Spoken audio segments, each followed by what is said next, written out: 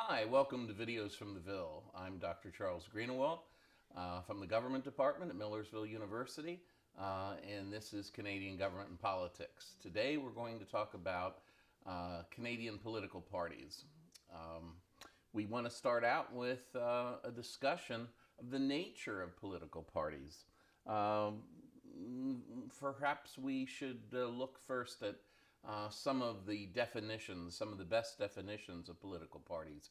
How do political theorists and political pundits define a political party? First of all, we have Landes, L-A-N-D-E-S.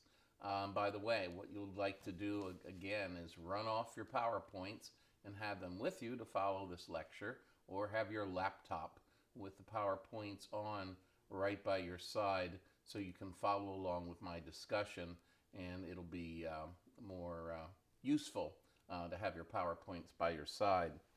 But you find that Landes defines political parties as organizations that seek to control the government by nominating candidates for office and winning power through the electoral process.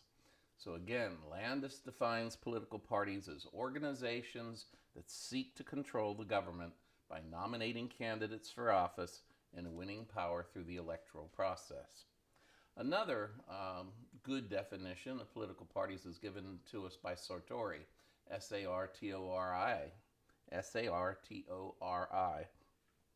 So Sartori defines political parties as any group that presents at elections and is capable of placing through elections candidates for public office. Any group that presents at elections and is capable of placing through elections candidates for public office. Okay, so those are two basic definitions of political parties that we have to work with. But in conclusion, political parties are organizations that aim to acquire and retain power. They organize the electorate and the government in the process of doing so. Okay? So, in conclusion, political parties are organizations that aim to acquire and retain power. They organize the electorate and they organize the government in the process.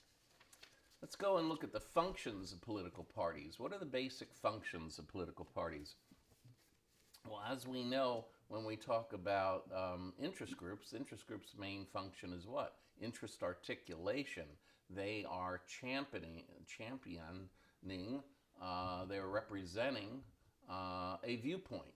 In political parties, their major function is interest aggregation. What they want to do is take all those interests that are flowing and circulating, being represented throughout our society, bring them together in some type of platform, some type of platform that would be a blueprint for how society should move ahead. So interest aggregation is the main function of political parties. Interest aggregation, to aggregate all the interests that we find in society and try to come up with a platform that best represents society. Secondly, political parties recruit candidates for public office. Thirdly, after they recruit those candidates for public office, the third function of political parties is to contest elections. The fourth function is to provide a label, a name and symbols for group and individual identification as contestants in elections. So they provide the label, the name, the symbol. This is where we get the conservative name, and then later it becomes the Progressive Conservative Party, and then it changes decades later and becomes the Conservative Party again, the Liberal Party, the New Democratic Party, all parties that we're going to be looking at in a little bit. The fifth function of political parties is to mobilize voters. The sixth function of political parties, it's almost a secondary function, is that of political socialization. Political parties give the citizens of a country information about politics and government. They give them voting cues. They try to give them information about the history of the political party and the political process, about the candidates, about the issues. So political socialization. And seventh and finally, the last function of a political party is that a political party is a mechanism then to run government after the election, a mechanism to run government. In other words, to provide policy direction and leadership for the political system. Well, the parties have a presence in society in a number of different ways, and it's primarily a threefold presence. One, political parties are found in the minds of voters. Secondly, political parties are organizations that contest elections. And thirdly, political parties are groups that organize and run governments. So political parties have a threefold presence. One, in the minds of the voters. Two, as organizations that contest elections. And three, as groups that organize and run governments. Before we go on, let's also take a look at political ideologies. Let's look at political ideologies. Now, some of you have had me before in state and local government, and other students here have had, for example, Dr. Bocci in political theory. But very quickly, let's just go through the political ideologies. The political ideologies are defined in pretty much the same way in Canada as they are in the United States. What is a conservative? A conservative is simply someone who wants smaller levels of government, want a smaller government. You find that the liberal, liberal ideology is someone that simply wants a larger government. They want more programs or want a larger presence of government in individuals' lives. A moderate is someone who is very happy with the same level of government that we have in society, or someone who takes positions between the conservative position and the liberal position, or someone that has a variety of positions. Coming back to America, you find that most American voters are indeed moderate. Most American voters have a mixture of conservative and liberal viewpoints, and so therefore we can think of the vast majority of American voters as being moderate. But there are other ideologies that have arisen, not only in, have arisen throughout the industrialized world, particularly in the aftermath of Vietnam. We find there are a number of other labels, and they are found just as strongly in Canada as in, for example, the United States. Let's start out with Preston Manning, who we'll talk about in a little bit. Political leader in Canadian West, was one of the best examples of a neoconservative leader. Neoconservatives started to appear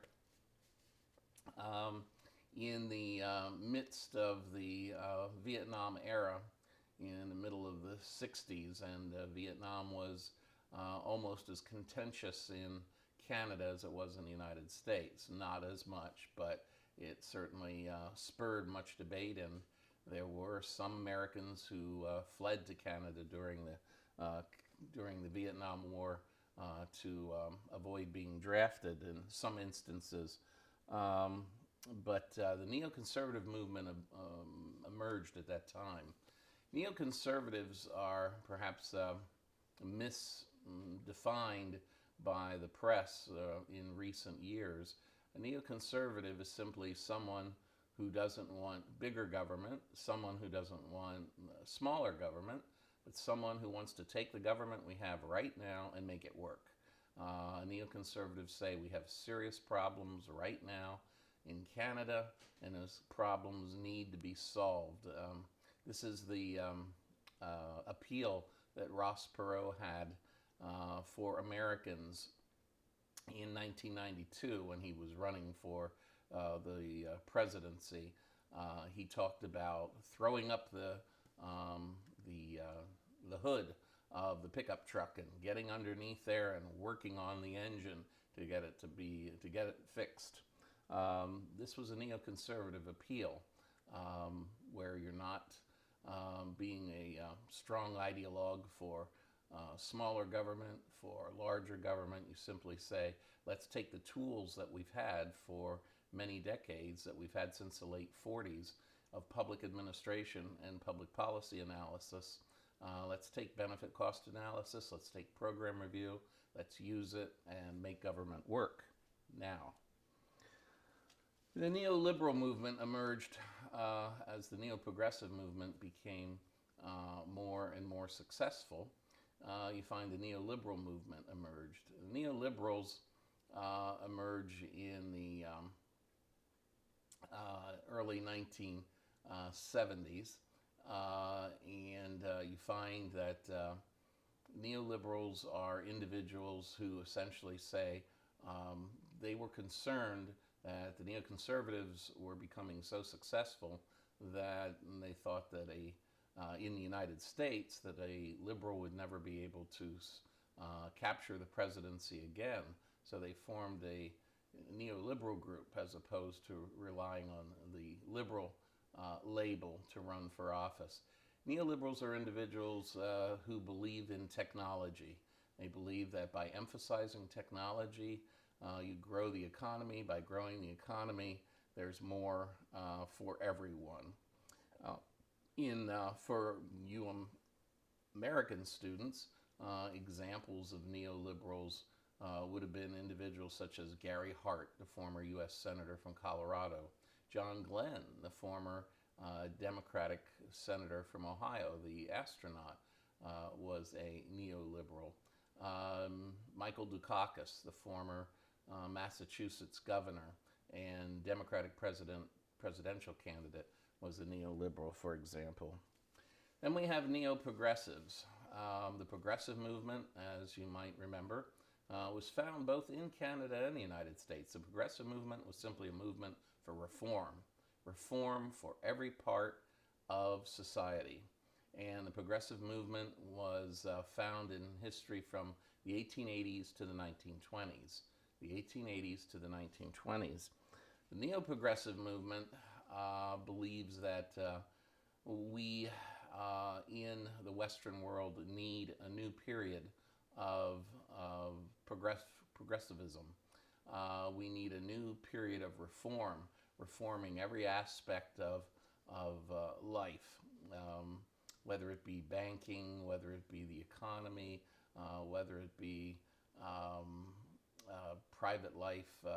We need to go ahead and take a look at all aspects of society and look at reform.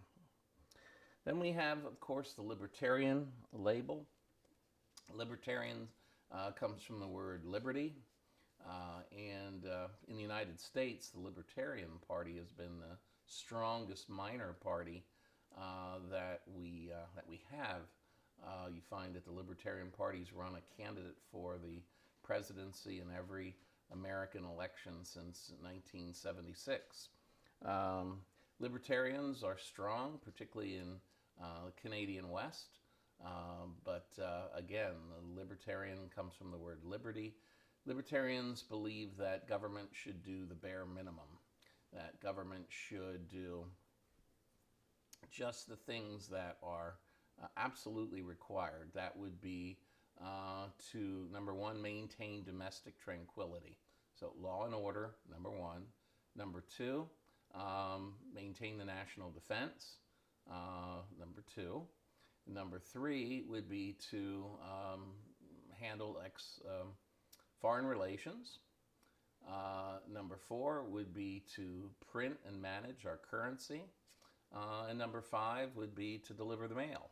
And other than that, we should let the private sector handle all other affairs in society. That's the libertarian view, just that government should do those five basic functions. Lastly, the last ideology that we find is communitarianism. Communitarianism emerged more during the 70s.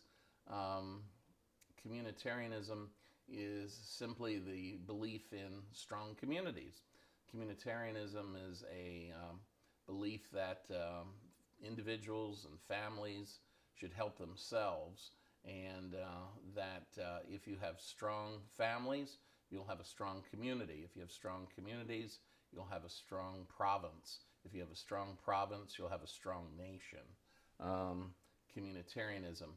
A good example of this was, several years ago, there were huge snowstorms in the northeast part of the United States. And actually, this happened at the same time in two cities, the city of Lancaster, Pennsylvania, and Washington, D.C.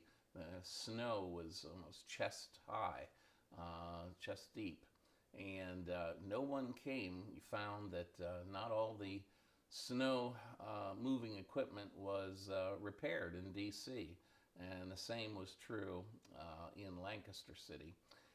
And you find that after a week, there were two communities where there was a road through that community that wasn't cleared. And in both instances, the residents of that community decided to get together, and they all met at the end of the street with their snow shovels on Saturday morning at 7 o'clock, and all the people in that community got together and they shoveled their own street out. This is the classic example of communitarianism, of people helping themselves. Another example would be a crime watch community.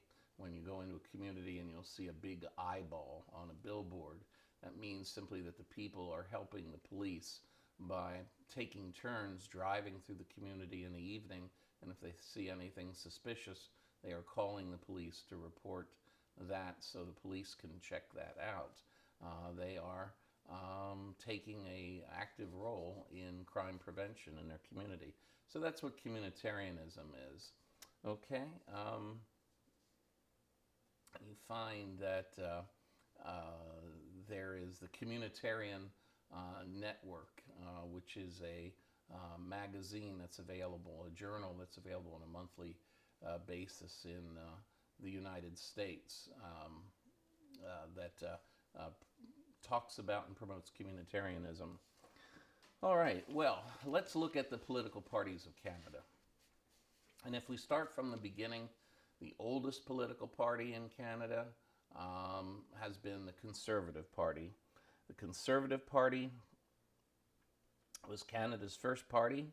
If you look at your PowerPoints, you can see pictures of the first Prime Minister. The first leader of the Conservative Party was John Macdonald. John Macdonald was from Kingston, Ontario, and of course after several years became Sir John Macdonald, and was considered to be one of the founders, one of the most important founders of the Canadian Dominion. We find that the current leader of the Conservative Party is Erin O'Toole. Erin O'Toole. I find that since its inception, since its founding, the Conservative Party has believed in order, tradition, and stability. Order, tradition, and stability.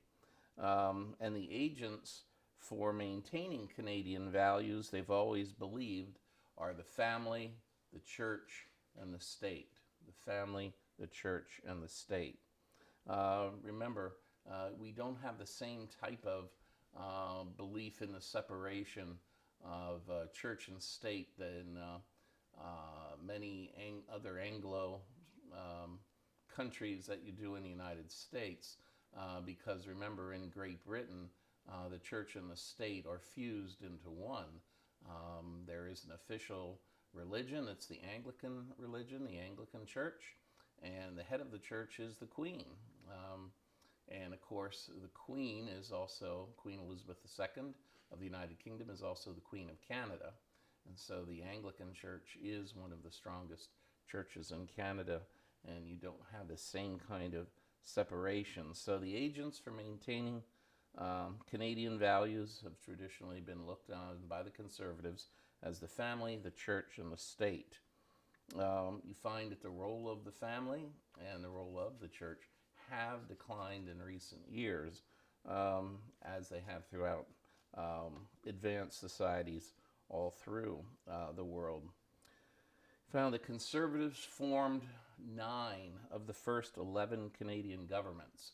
When we look at the period of time between 1867 and 1921, between 1867 and 1921, Conservatives formed 9 of 11 of the first governments. But after the 1930s through the 1940s, this became a period of lagging support for the Conservatives. The Canadians went through the Great Depression just as we Americans did, and during this period of time, the Canadian electorate turned more and more to the Liberal Party of Canada for solutions to deal with the economic slowdown and the prospect of World War on the horizon. And in reflection of this lagging support, the Conservatives changed their name in 1942. In 1942, at a Conservative Party convention in Port Hope, Ontario, they changed their name to the Progressive Conservative Party, and they moved to the left ideologically at that point. They were not able to regain power again until in a smashing political victory, John Diefenbacher led the Progressive Conservative Party to power as it won 112 seats to the Liberals. In comparison to the Liberals, 112 seats in 1957. Diefenbacher formed the government, and in 1958 there was another federal election, and in that election Diefenbacher wins 208 seats. So in 1958, the Conservatives, or the nickname of the Conservatives is the Tories, won 208 seats and the Liberals won 49 seats. We find that the next major conservative or progressive conservative political leader of consequence would have been Joe Clark of Alberta. Joe Clark forms a government between June of 1979 and March of 1980. And we find that Joe Clark at that time was struggling for order within the Progressive Conservative Party, in addition to trying to maintain the Conservatives' position in the larger society. Well, the next major leader of the Progressive Conservatives was Brian Mulrooney in 1984. Brian Mulrooney I compare to Ronald Reagan on the American scene, and he came about at the same time.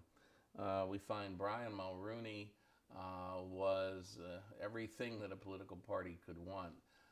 He was from Quebec, but had no traces of the fact that French was his native tongue. He was adept in French as he was in English. He was tall and handsome and well-educated, a very successful lawyer in Montreal, and we find that he emerged in a great explosion, if you will, of Canadian politics in 1984. The Progressive Conservative Party formed a majority government after winning 211 seats in 1984 to the Liberals' 40 seats in the House of Commons. We find that Brian Mulrooney then served 2 long terms, eventually turning over power to a woman, and we have then the first female leader of a political party in Canada is found in the Progressive Conservative Party, and then she becomes the Prime Minister and is the first female Prime Minister in Canadian history. Again, a progressive conservative by the name of Kim Campbell. But we find that in modern elections, conservatives have always done poorly in Quebec. And it's hard to form a government without support from Quebec, which is the second most populous province. We had Joe Clark's government only had 2 MPs, members of parliament, only 2 MPs from Quebec. And Joe Clark worked very hard to learn French, and he worked hard in the province. But you find that when the time came to choose a leader, the folks from Quebec turned to Brian Mulrooney and not to Joe Clark. Mulrooney becomes the first conservative leader from Quebec, and you find that many in Quebec considered him a French Canadian, because his native tongue was French, but he has Irish ancestry.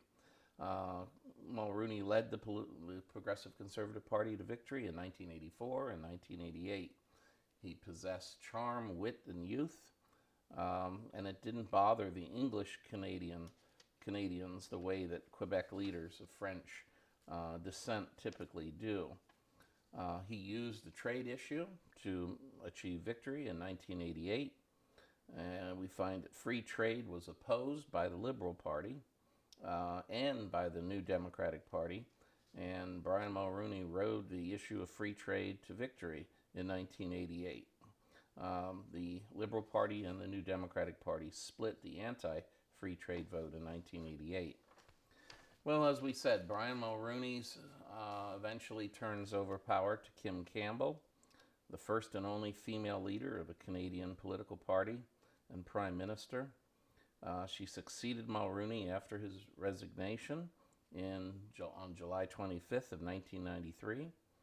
But she proceeded to lead the Progressive Conservative Party to the worst defeat of a federal political party in Canadian history in November of 1993.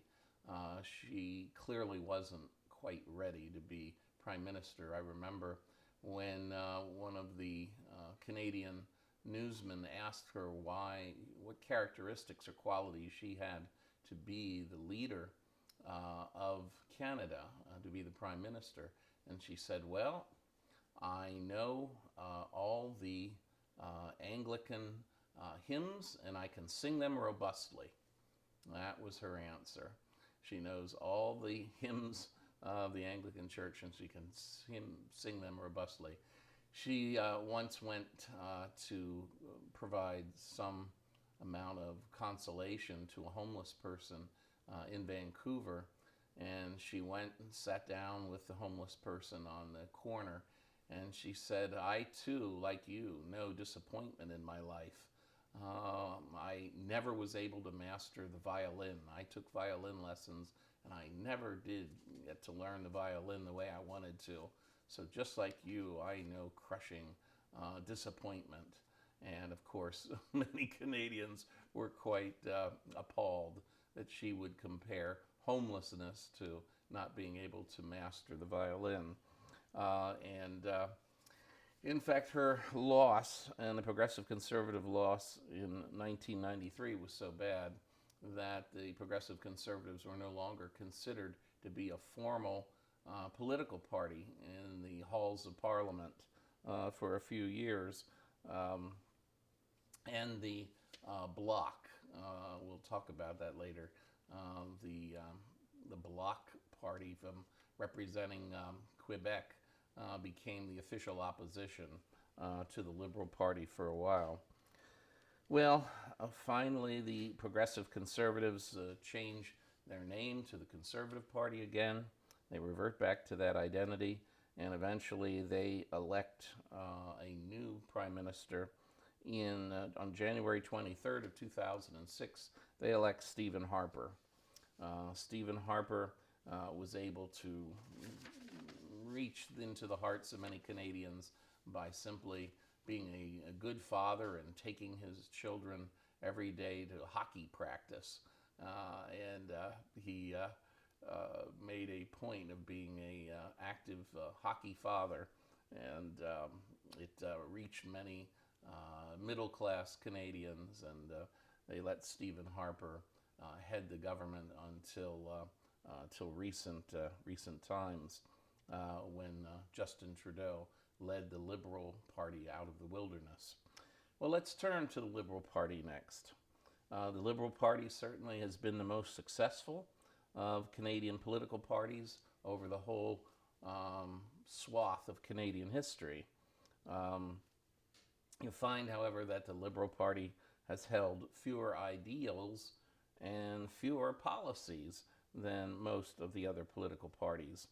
Of course, one of the most successful Liberal leaders of recent times was, of course, Justin Trudeau's father, Pierre Elliott Trudeau. And again, Pierre Elliott Trudeau held power through the late 60s, the 70s, and into the early 80s. But Trudeau was quoted many times as saying, quote, "The Liberal Party will say anything and do anything to win power," unquote. The Liberal Party will say anything and do anything to win power. He understood the nature of political power and the role of political parties. It is the perfect definition for a pragmatic political party. It's the perfect definition for a pragmatic political party. Well, there were Liberal leaders who were men of principle.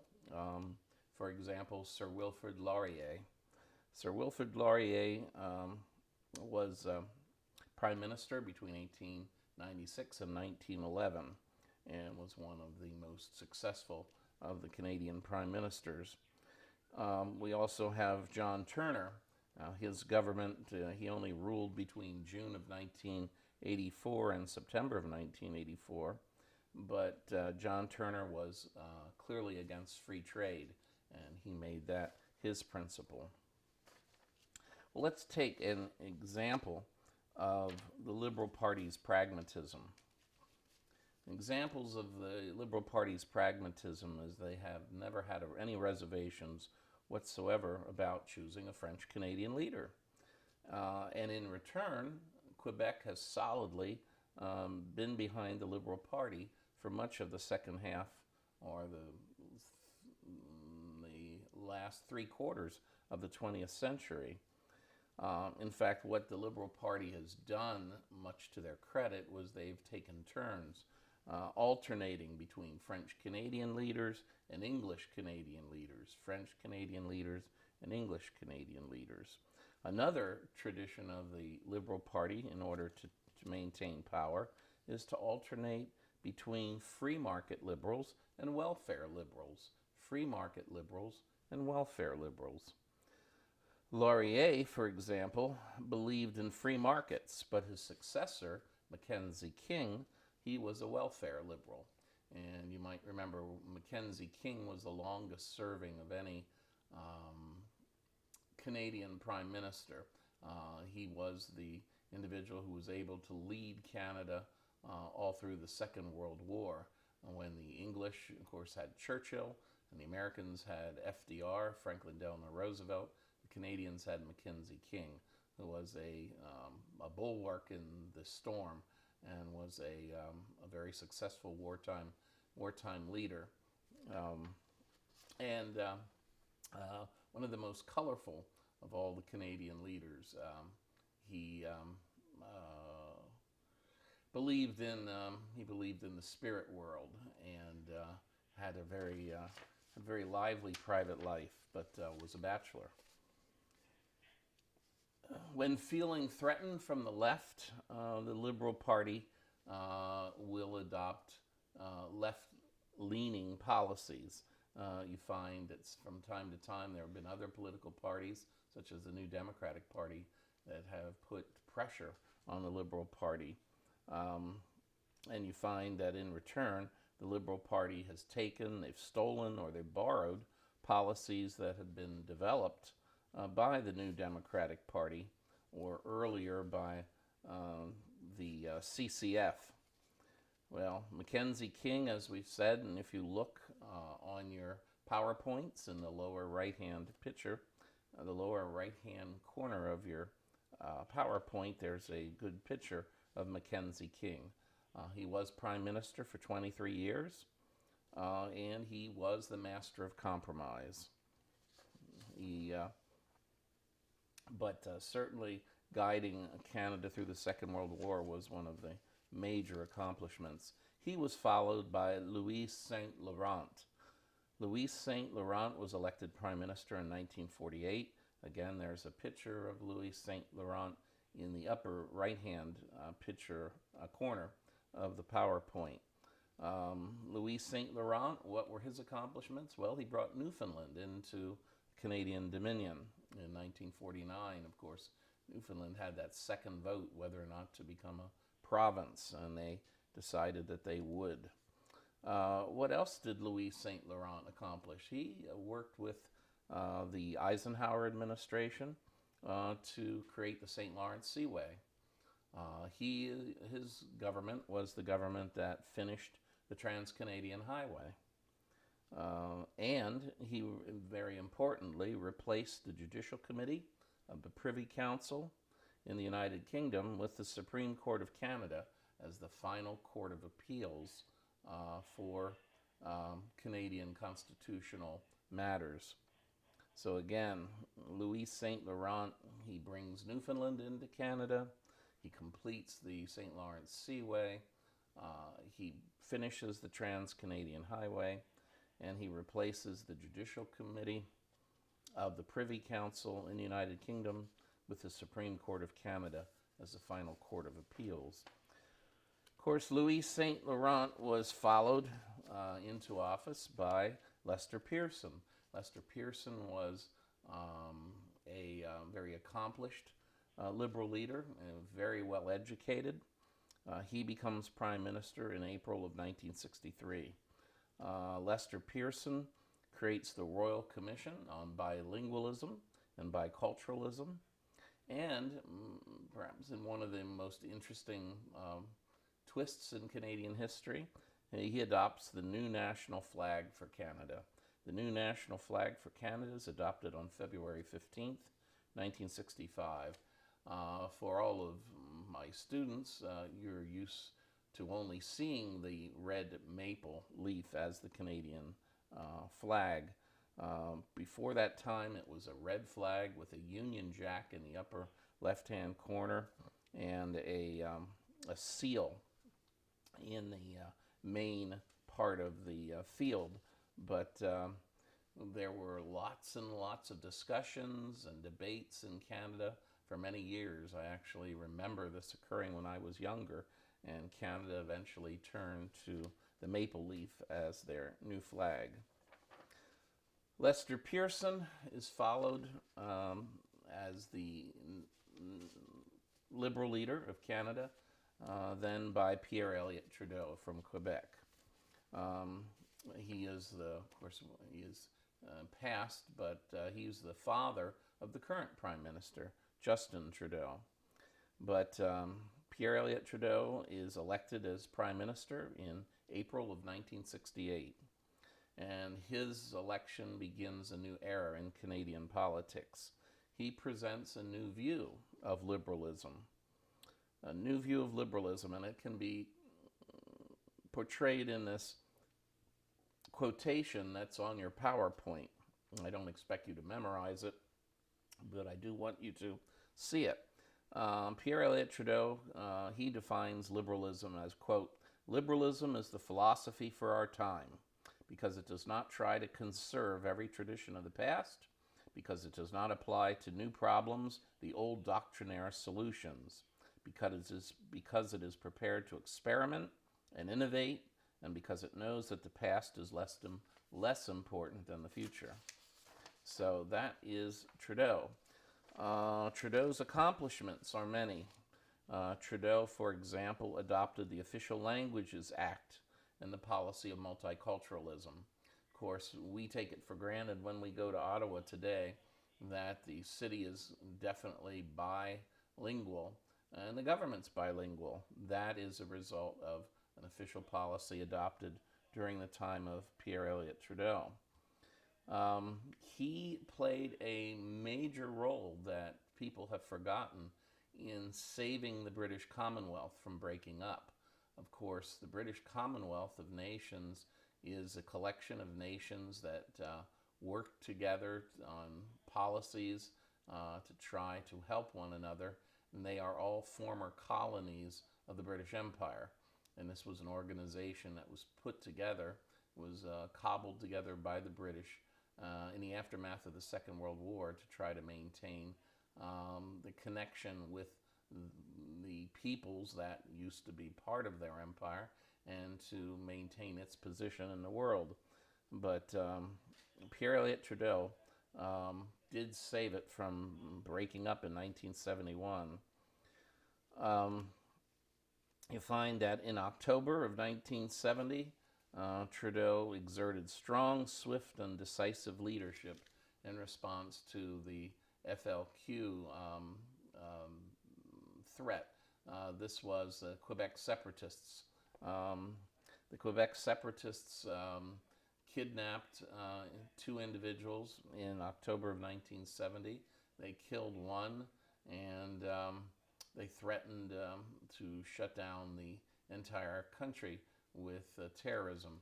We found that the Front for the Liberation of Quebec, the FLQ, had put in mailboxes throughout Quebec, Montreal, and Ottawa over 150 explosives that were scaring people. And Trudeau responded by declaring martial law and suspending the right of habeas corpus. And we'll get to that in the next segment. Canada becomes the first nation in the world to televise the proceedings of the Parliament under Pierre Elliott Trudeau. In April of 1982, Canada becomes a fully independent nation when its constitution is repatriated. And you just you want to take a break here for a second. Okay. I didn't know if you could hear that, Dave. Yeah. That sound is coming. Okay, picking up again, the last of Pierre Elliott Trudeau's accomplishments were that, and a huge accomplishment, in April of 1982, Queen Elizabeth II comes to Canada and signs a new agreement with Canada that repatriates their constitution, so that no longer would Canada have to send any amendments to its constitution to England to be approved, that now the Canadians could amend their own constitution without any involvement by the British Crown. So that is a huge accomplishment of Pierre Elliott Trudeau and the Liberal Party. And lastly but not least, whereas Lester Pearson adopts a new flag for Canada, Pierre Elliott Trudeau and his government adopts a new anthem, a new national anthem. And of course, the new national anthem is O Canada, and I have a link there on your PowerPoint that you can press if you don't know the words to O Canada, and you have not seen a Canadian crowd sing the anthem robustly. You'll see it there. This was at one of the Olympic hockey games that was held in Vancouver during the Olympics a few years ago, and the Canadian crowd does a good job of singing the anthem for you. Well, let's turn to the third major party in Canada, in Canadian history, and that's the NDP. The NDP is the New Democratic Party, and right now we have Jagmeet Singh is the current leader of the New Democratic Party. Since the 1930s, the New Democratic Party is known as the most idealistic party of the Canadian political parties. Originally, it was referred to as the CCF. The CCF is the Cooperative Commonwealth Federation. The Cooperative Commonwealth Federation. It was formed in 1933 during the worst years of the Great Depression. You find that the New Democratic Party, its ideals can be found in the Regina Manifesto. The Regina Manifesto is a statement of the principles and the political philosophy of the New Democrats. Their major goal at that time was simply the elimination of capitalism. The elimination of capitalism and the elimination of the capitalist system. Well, CCF founders believed that without capitalism, there would be no unemployment, no poverty, and no need for welfare. All Canadians could be paid a proper wage and have a fair share of the economy. You find that the CCF and later the New Democratic Party, they are truly a socialist party, and they were on the far left of the political spectrum. You find that NDP leaders have traditionally been far less willing to compromise. And you find that, of course, the NDP, having come from the CCF existed between 1933 and 1961. Between 1933 and 1961. Again, the CCF stood for the Cooperative Commonwealth Federation. The Cooperative Commonwealth Federation. But the major problem for the party, for the CCF, between 1933 and 61, is that in most instances the voters didn't know what the party's name meant. The voters simply didn't know what the party's name meant. Well, in 1944, we have the first socialist government elected in Canada, and it's elected in the province of Saskatchewan. The Saskatchewan Ccf was led by Tommy Douglas. Tommy Douglas was a Baptist minister, and he instituted socialized medicine in the province. Tommy Douglas, in fact, is recognized as the father of socialist medicine in Canada. We find, however, that most Canadians are a bit mistrustful. They're a bit wary of political parties that seek drastic changes in the political landscape, and most Canadians thought that the CCF policies were too radical. So therefore, the CCF was primarily a Western Canadian political party with regional interests. And there is a picture of Tommy Douglas at the bottom of one of your PowerPoints there when we talk about the NDP at the bottom of the page. In 1961, the CCF joined with the Canadian Labour Congress, and that led to the emergence of the New Democratic Party. So 1961 is an important date for the New Democrats, because here the CCF joins with the Canadian Labour Congress, and they finally form the New Democratic Party. In 1991, the New Democratic Party begins to praise capitalism, and it transforms itself, and it alters its nature. We find that currently there is very, very, very little difference between the New Democratic Party and the Liberal Party of Canada. We find that the Liberal Party, in fact, its position was threatened by the New Democrats when they had a new leader by the name of Jack Layton. Jack Layton was married to another NDP member of the Parliament, and he was a dynamic leader who was transforming the NDP, and they were on the verge of replacing Liberals and maybe even on capturing the majority in the Parliament. And then Jack Layton died. Jack Layton died and was replaced by Thomas Mulcair.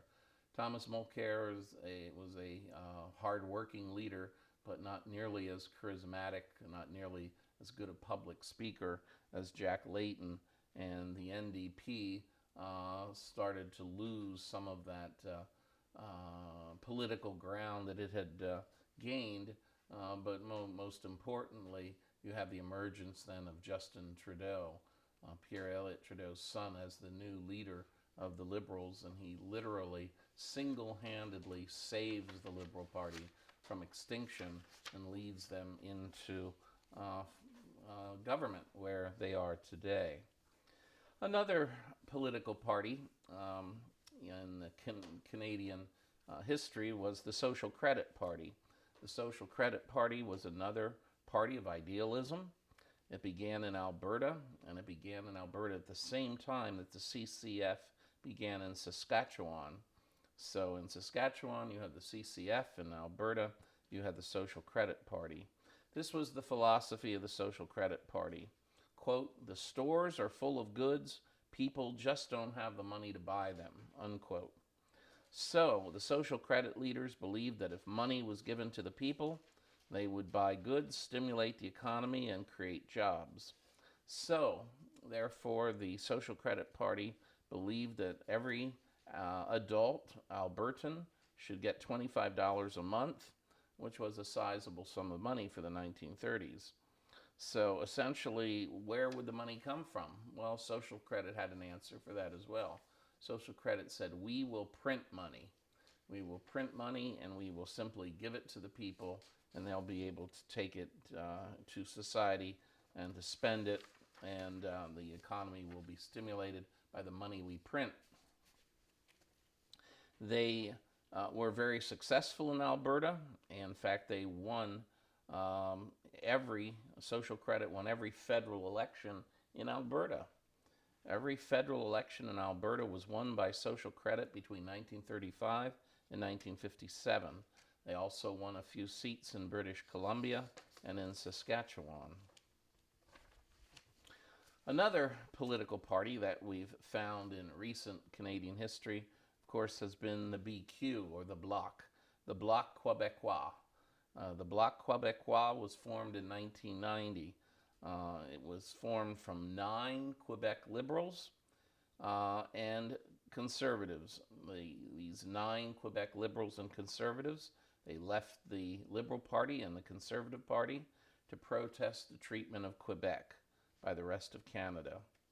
Well, in 1993, we find that the BQ, the Bloc, won 54 of the 75 ridings in Quebec. And our riding would be what we call a congressional district. The Canadians call it a riding. And so in 1993, the Bloc won 54 of the total of 75 parliament seats. And they became the formal opposition to the Liberal Party in Parliament. This was the disastrous election that Campbell led the Conservatives in after the Mulrooney government. You find that the Bloc wants Quebec to separate. They want independence for Quebec, and the answer then becomes what happens after they achieve their aim. If Quebec is separated from Canada, we find, well, the Bloc said that their job is simply to represent Quebec in the federal parliament. When Quebec separates, the Bloc will dissolve. And then the party that will take power at the provincial level is the PQ, the Parti Québécois. So you have the PQ on the provincial level and the BQ on the federal level, on the national level. But it's the same political party. Well, lastly, we have the Reform Party. The Reform Party began in 1980. It was a Western protest party, a conservative party. It's the party that I mentioned before, led by Preston Manning. Preston Manning was the Canadian version of Ross Perot. And there's a picture of Preston Manning there on your PowerPoint in the lower right-hand corner. The Reform Party stressed issues. It stressed the stagnation of Canadian government. They thought that both the Liberals and the Progressive Conservatives had no new ideas and no solutions to Canadian problems. They rejected control of Canada by the forces of central Canada. They felt that the government only catered to the interests of Quebec and Ontario. Further, they have promoted over and over again the Triple E Senate. What is a Triple E Senate? They wanted a Senate of Canada that was elected, as opposed to appointed, was equal to the House of Commons, and was effective. So they wanted a Triple E Senate, elected, equal, and effective. They wanted binding national referendums, and they wanted the right to recall members of parliament if 3% of the provincial population, or I'm sorry, if 3% of the riding of that MP's district makes that request.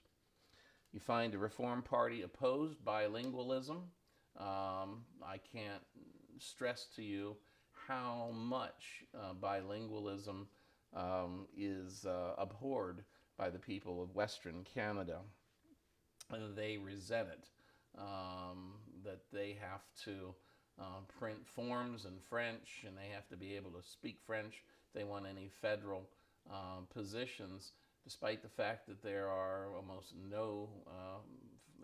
almost a negligible French population in that part of the country. So they opposed bilingualism, they opposed multiculturalism, and we find that in 2004, you find that they merged again with the Progressive Conservatives to form the current Conservative Party of Canada.